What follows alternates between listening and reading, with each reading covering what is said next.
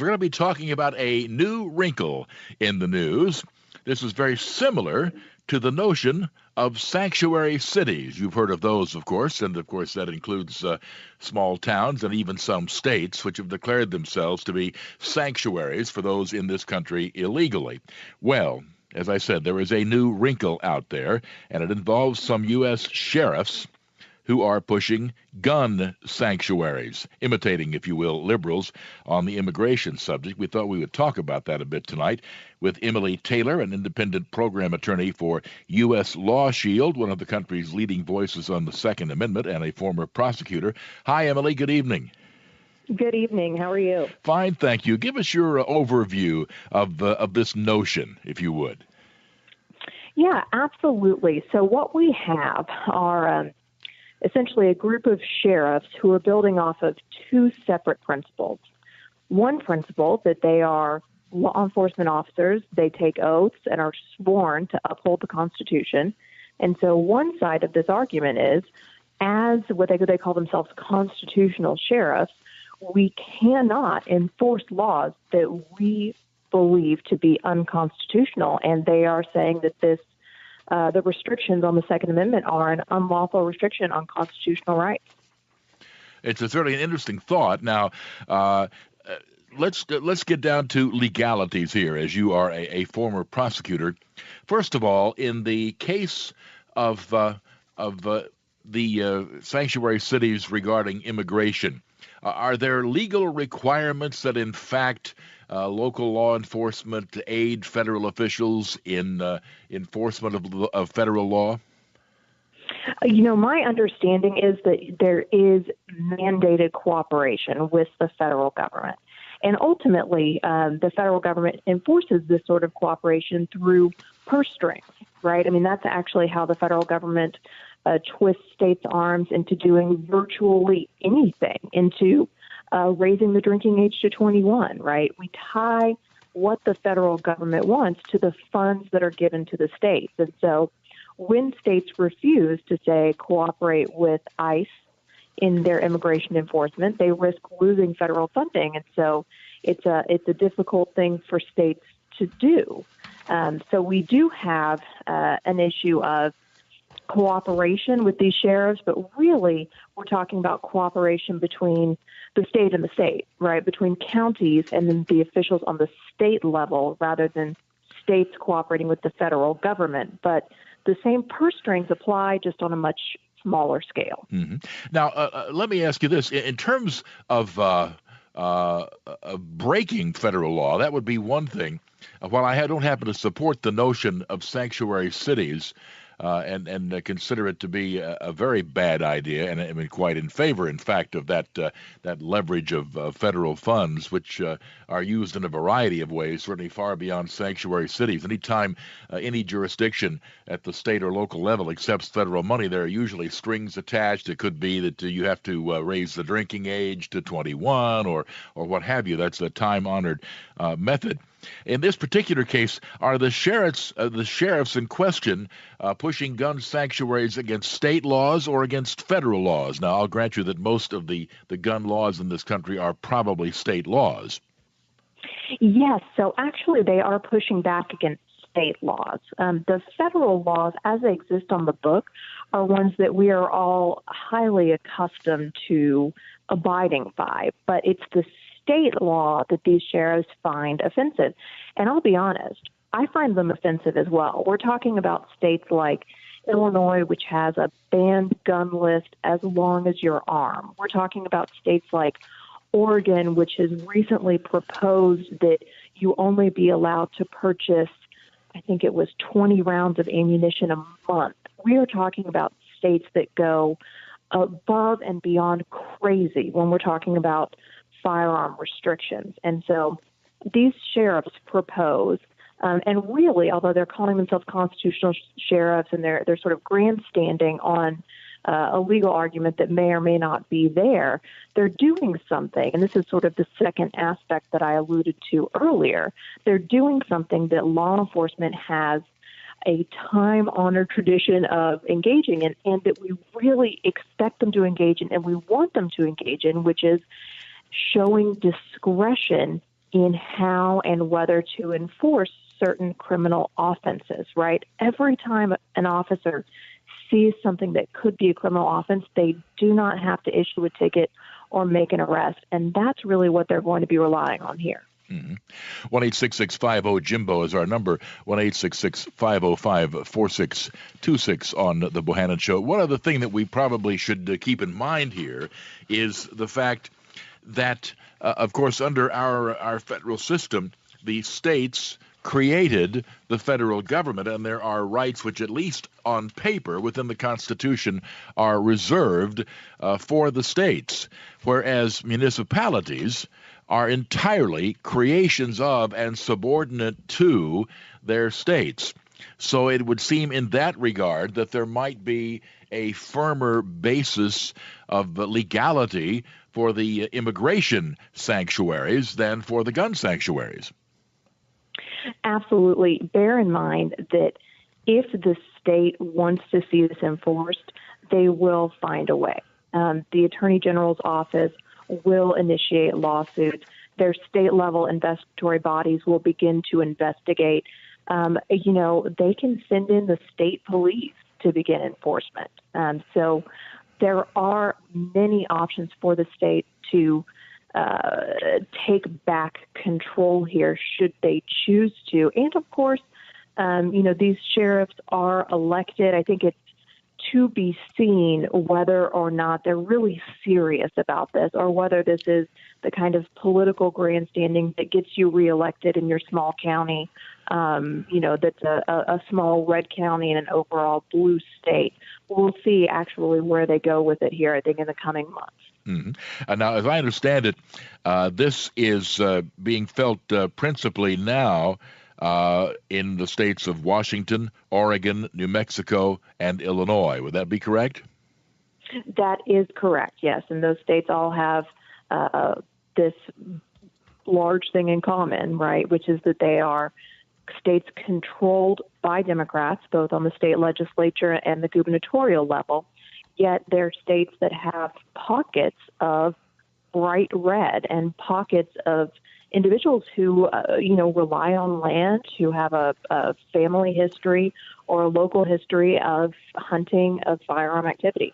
That's pretty much true of virtually every state in the country. Granted, some have smaller pockets of red, but even, let's say, western Massachusetts, for example, has areas that could be considered, at least by the standards of New England, reasonably red. So presumably, this could spread to all 50 states if, in fact, people chose to go in that direction.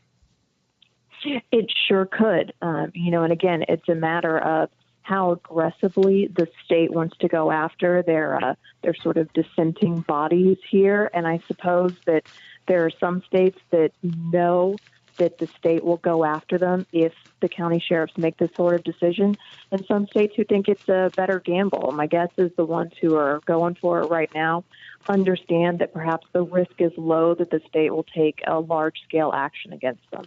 All right, one of the states we mentioned was Oregon. Don is up tonight in Albany, Oregon. Good evening, Don. Good evening. How y'all doing? Fine. Doing good myself.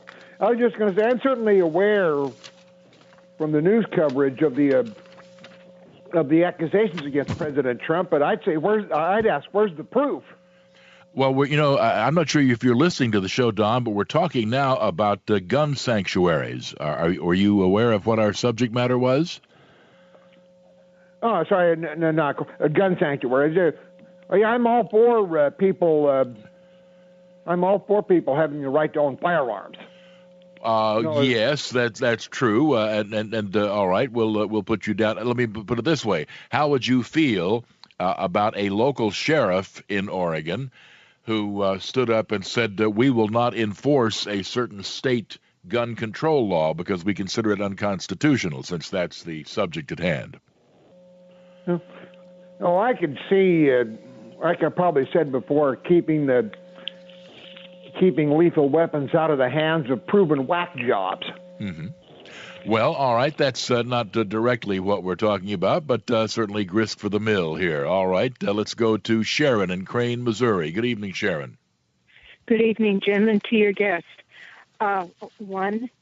sheriffs have quite a bit of power because they are an elected office.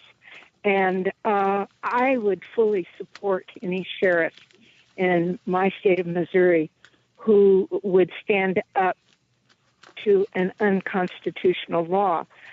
I would like to know if your guest knows, is this an outgrowth of the movement called the Oath Keepers that has been spreading among sheriffs and law enforcement officials across the country? Yes, I believe it is. I believe that this constitutional sheriff group is an outgrowth of the Oath Keeper movement, and which is what is interesting about it, because we see, rather than small pockets in each individual state sort of operating completely individually, although they do operate individually, they do seem to be communicating as a whole, because some of these groups are nationwide, which makes this very interesting in terms of where it's going to go from here. Backers, I might add, of the sanctuary movement want to make it nationwide. Leaders in the 4 states where it's taken hold have formed a loose alliance, again, Washington, Oregon, New Mexico, and Illinois, and they have sometimes shared strategies or texts of resolutions. And they also are talking with like-minded activists in California, New York, Iowa, and Idaho. So that would seem to indicate that indeed, Sharon, this sounds like it's going to be taking effect further across the country. We'll continue with more on the Bohannon Show, 1-866-50-JIMBO, 1-866-505-4626, and our guest, Emily Taylor from uslawshield.com, in a moment.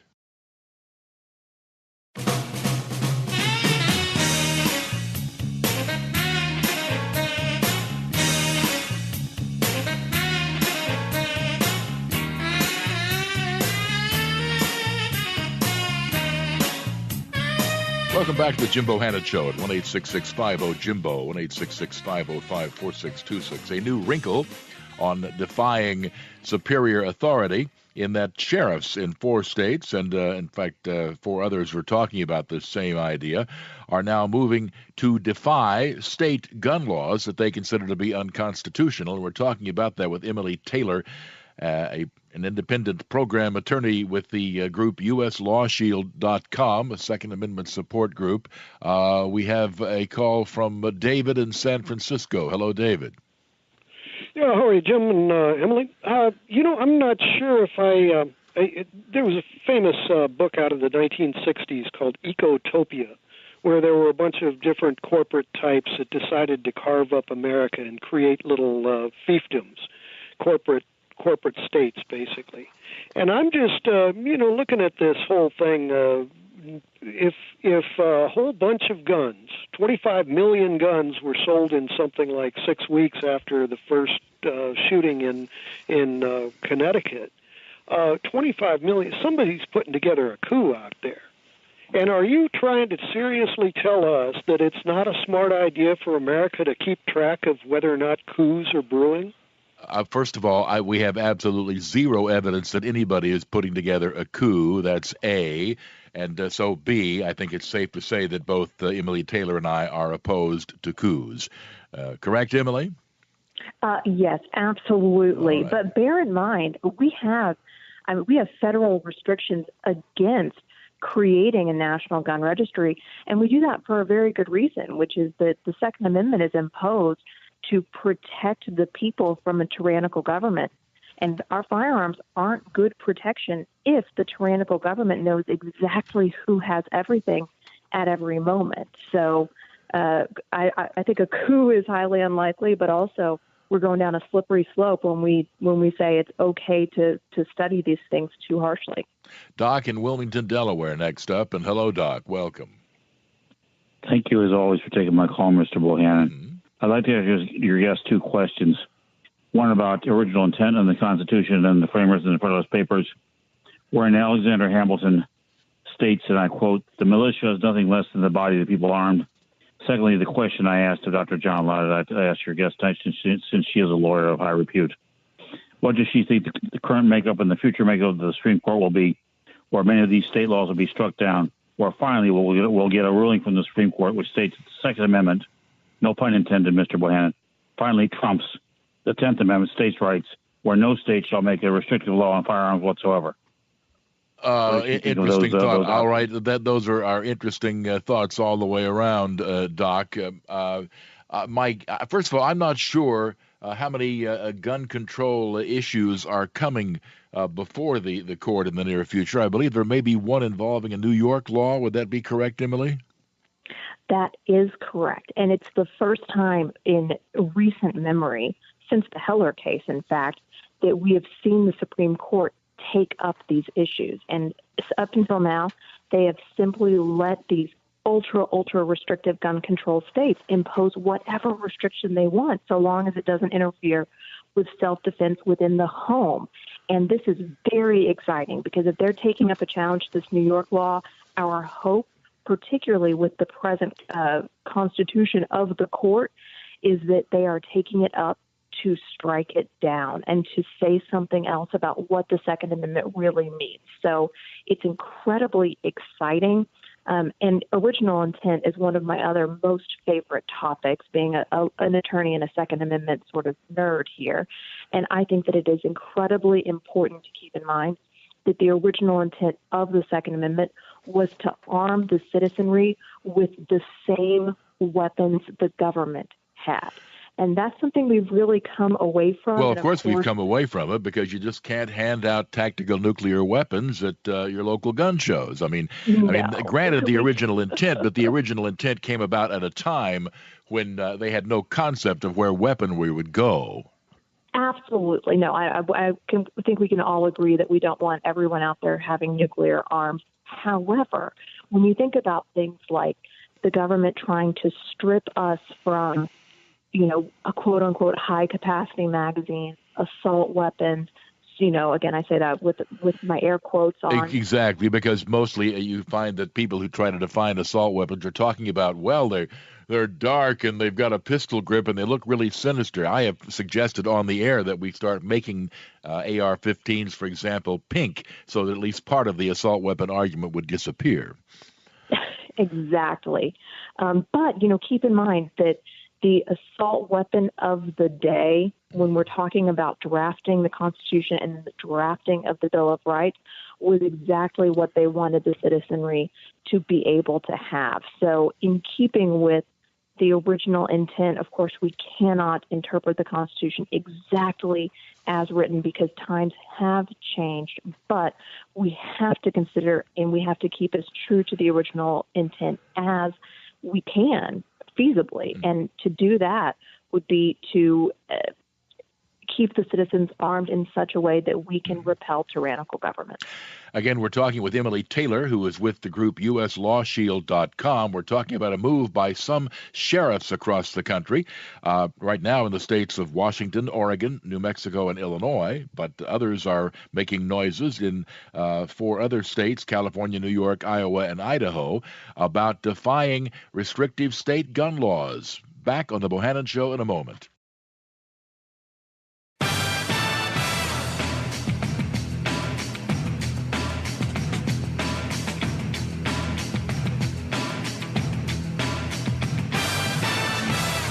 Welcome back to the Jim Bohannon Show at 1-866-50-JIMBO, as we're examining a novel idea, just as some cities and states have chosen to defy federal law enforcement on immigration by establishing sanctuary cities and states regarding people in this country illegally.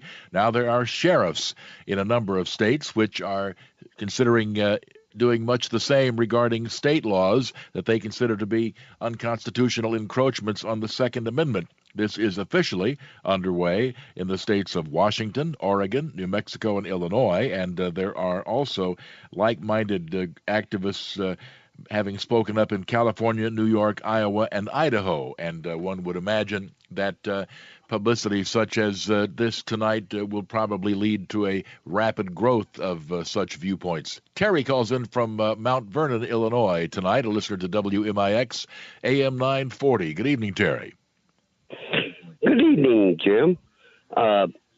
Yes, I live in southern Illinois.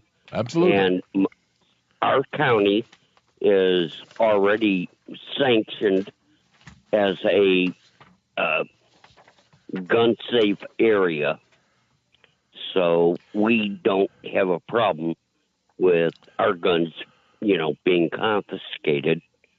Well, of course, I don't know that there's an Illinois state law on confiscation currently, is there? Not quite on the books yet, but... Oh, you're telling me that there is a law being considered by the Illinois legislature which would lead to the forced confiscation of privately owned firearms. Is that what I'm hearing you say? It's been considered. Oh, now, so there is no such law, such bill being actively pursued in the committees of the state legislature? Yes, not. No, okay, very good. Are you aware of whether or not your local sheriff in Mount Vernon is a part of the this group in the state of Illinois? He was one of the ones that was one of the architects of keeping our guns in our county. Okay, well then one may assume that he may be involved in this. All right, comments, Emily Taylor? Yeah, what I will say, and I'll preface this by saying I am an attorney licensed in Texas. I'm not licensed in Illinois. So I could have some ignorance here that might show really quickly, but my understanding is that in Illinois there is an extensive list of firearms that are illegal because they've been placed on this list of very scary guns that the legislature there doesn't like. And I believe that if found in possession of a quote-unquote, illegal gun or an assault weapon, so on and so forth, that will be confiscated because it'll be evidence of a crime. So this is not something being contemplated. This is law in the state of Illinois, as far as you know. That is my understanding. Okay. Because bear in mind, just like drugs, right? They'll confiscate and prosecute. Yeah, I wouldn't be surprised about that. I can recall when I bought my Smith & Wesson 357 in the state of Maryland, which took me all morning to fill out the paperwork. And at the time, the gun store that I went to had a line that went outside and out onto the sidewalk because there was an approaching deadline of the point past which it would be illegal to buy an AR-15 semi-automatic rifle, which is the semi-automatic civilian version of the M16, for those who don't know.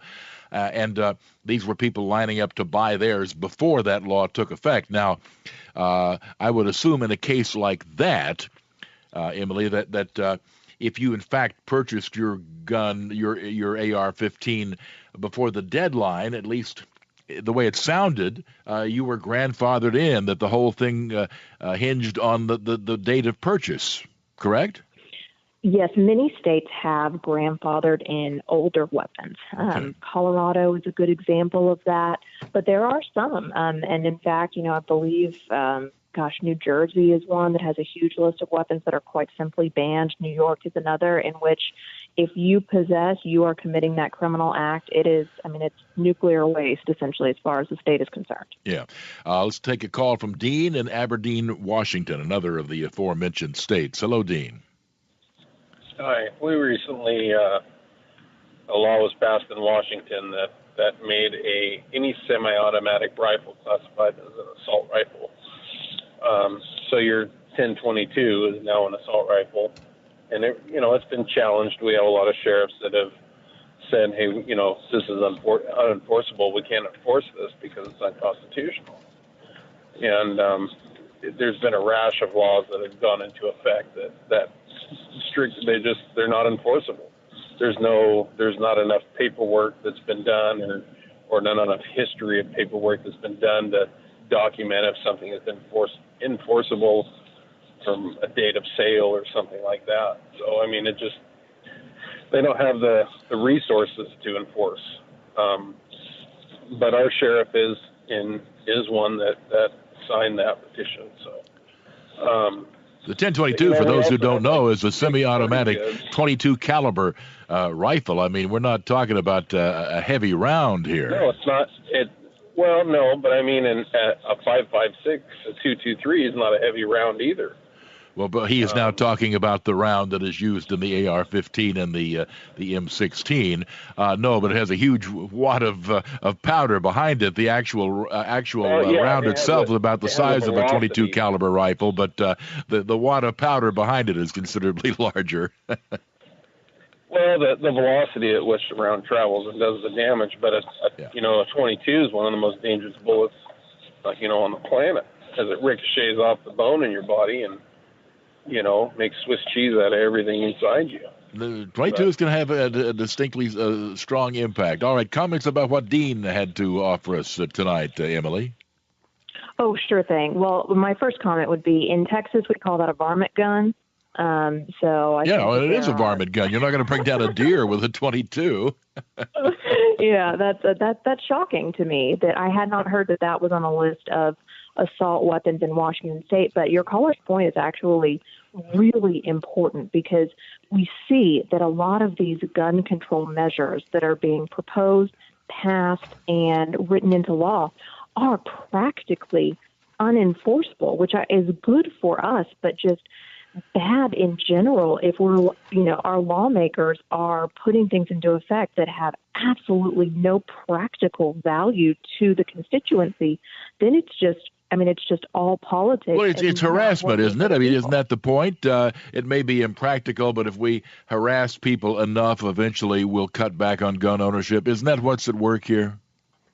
I'm afraid that it is, but it really is. It should be a point well taken by all of us to think about what's being written into law and why we're seeing laws that have no practical value and no enforcement value.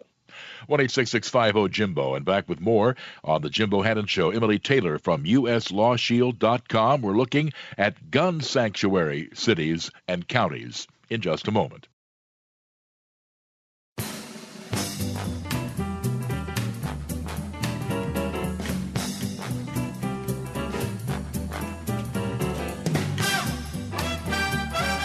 Welcome back to the Jim Bohannon Show as we talk with Emily Taylor, a former prosecutor, independent program attorney with the U.S. Law Shield, a Second Amendment voice, and their website is their name, uslawshield.com. David calls in from Creston, Iowa, one of the states in which we are told that this activity is now being contemplated by a number of sheriffs. Hello, David. Hi, how are you? Hi. Emily, and welcome to the Bohannon Show. And Jim, I've got a take on this. About a mile or two up from me, there's a group of farmers out here in the area. They have a meeting every Wednesday night. It's once a month. They have a little meeting about gun control, and these guys, they have all kinds of weapons and stuff. And I think the general consensus over the United States, as far as these people are concerned that own guns, that want their rights not to be violated, is simply that they don't feel that the United States government is going to be everywhere, every time. And if something actually does happen, these are responsible people that own these guns, and they want the best. It's like trying to take a 22 to war, when you're facing an AK-47. They want to be protected. I don't think they think the United States is geared up and sufficient enough to protect their property, their lives, or whatever, in case of emergency. All right. Thoughts on what David has to say, Emily? Oh, well, I think that David's point is great, and not just in the case of emergency, but just in general defense of self, family, and property. The country of Brazil is we are watching it play out in real life now, what the consequences of disarming the citizenry is in terms of violent crime. They disarmed their citizenry in 2003, and today Brazil has one of the highest murder rates in the world. And it's because the criminals know that everyone is unarmed. The criminals still have access to firearms because they did not turn theirs in. And so now we have a situation in which, absolutely, we have a situation in which the public is incredibly harmed. That's amazing. I thought that whenever you pass gun control, the first people to line up and say, well, we've been doing this all wrong, were the criminals. Apparently, somebody must believe that. I don't, but somebody must believe that. Why else? Why else would this be considered a good idea if somebody out there didn't actually think that? Exactly. All right. 1-866-50-JIMBO, our number, 1-866-505-4626. Is U.S. Law Shield going to take a legal stance with such groups? In other words, will you offer legal assistance? Since obviously such groups are going to need legal assistance and then some. Oh, Jim, I wish that I was high enough on the totem pole to be able to make that call and tell you right now, but that's well above my pay grade. I can say that Law Shield is always there defensively for people who have to defend themselves, their loved ones, their property, anything that has to do with self-defense, with or without a firearm. And Law Shield does take up proactive causes. They may be looking at this one, but that's above my pay grade, unfortunately. All right. 1-866-50-JIMBO. Let's go to Mike in Cumberland, Maryland. Good evening, Mike. Hey, Jim, thanks for taking my call. Yes, sir. I think county sheriffs everywhere could approach this as a woman's rights issue also. A woman should have a right to choose how to defend herself. All right. There's an interesting take on that.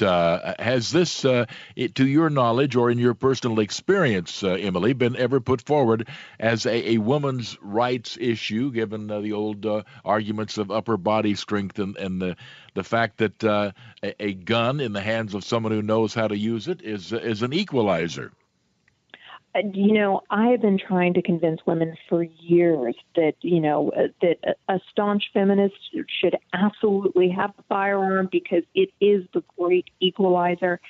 If someone has a way to convince them, I would love to hear it because I think it is incredibly important for women. It's incredibly important for me in my daily life to feel safe, to have that equalizer. I like his stance and I like that spin on it because I think it's very true. Mm-hmm. In terms of what else can be done, since I would have to imagine that in many of these states there will be a full-fledged, full-court press on the part of the state government to stamp this out, I'm not sure exactly what can be done in the face of, let's say, I don't know, the state police or whatever else might be brought to bear in a case like this. If they really want to go after them, yes, absolutely. We'll look at OIG investigations on the state level. We'll look at AG investigations and prosecutions on the state level. We'll look at the state police enforcement. But they've really hamstrung themselves in a lot of these states because they've stood up and they've said, yes, we will not cooperate with ICE. We will not ask for immigration status during law enforcement encounters. And all of a sudden, when these sheriffs come forward and say, well, we won't ask to search a vehicle for firearms, or, we won't, we choose not to enforce this restriction on this gun, they put themselves in a situation where a lot of hypocrisy is invoked, and, it depends on what their tolerance for hypocrisy is, I think, in terms of how forcefully they enforce it. All right, to a call from William in Cedar Rapids, Iowa, another Iowa resident calling in tonight. Hello, William. Good evening, Jimbo. Good evening. And what's on your mind tonight? The thing I was trying to point out is I think a lot of these sheriffs and people understand because they're in touch with the people around them, that they understand what's going on, but there's a silent majority that are just sitting back that have a lot of these weapons or are getting a lot of these weapons for the express purpose of defending themselves should they ever come for those weapons, that the state legislators are not getting the pushback that they think they are simply because they're trying to keep their head down and off the radar. But they're going to keep chewing away at this apple until they cross the red line, and they think they're emboldened to go actually for the guns, and then they're going to still see a civil war like they've never seen before. Are we at that serious a stage of the game here, or can this still be resolved, Emily, in courts and legislatures and the like? Well, I sure hope that it can be resolved through our general legal processes, although it really isn't a stretch. And, it's sad and it's horrifying to think about. But, to say that if you start, knocking on doors throughout this country to confiscate firearms, if you think that's going to avoid bloodshed, you're dead wrong. And that's something I hope we never see. I hope it doesn't come to that. I hope that, the silent majority that, in fact, maybe just cooling their heels and trying to keep their heads down, will make their voices heard if and things get worse. But you sure hope it doesn't get there. Back with more in just a moment.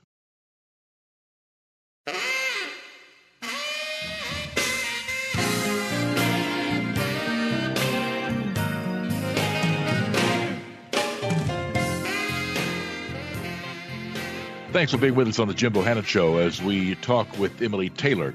She is with the group uslawshield.com, Second Amendment activists. Where is the action right now besides these sheriffs, besides the Supreme Court case involving the state of New York, and besides, of course, the two bills that were passed by the House that was sent to the Senate where they presumably will die? Where's the big action? What I'm watching and what many Second Amendment lawyers are watching most closely right now is what's happening with bump stocks. We have just suffered a procedural defeat. We are not going to, from what it looks like, have a temporary injunction issued before this ban is going to go into effect on March 21st, which means something unprecedented in the history of this country is going to happen, which is the government is going to allow a regulatory body to not just interpret, but to redefine and recraft law, which is the job of Congress. And we are going to take that regulatory interpretation and we're going to confiscate property from hardworking Americans that they paid money for, and we are not going to compensate them for it. So it's a scary time to be alive. That's what we're watching. Well, that is certainly worth watching. It can be argued, can it not, that in a variety of arenas, far beyond gun control, that Congress has, in fact, unconstitutionally handed back authority that is theirs. They've abdicated control in a variety of areas that is expressly theirs under the Constitution, and there is a court case to be made right there.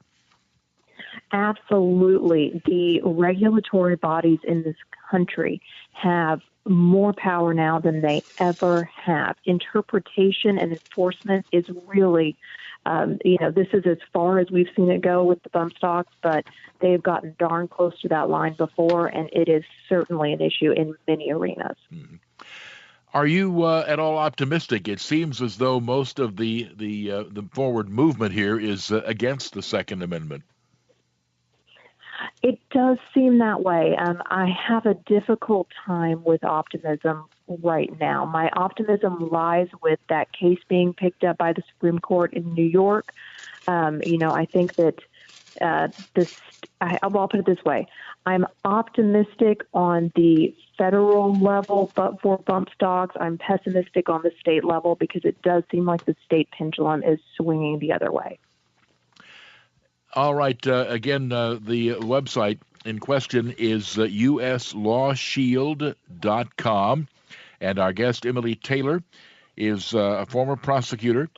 She is an independent program attorney with the U.S. Law Shield. And we're talking about the move by some sheriffs in some states to essentially establish gun sanctuary laws or zones where state laws they deem unconstitutional would not be enforced on gun control. We'll see how far and where this goes. Stay tuned. I'm Jim Bohannon, and this is Westwood One.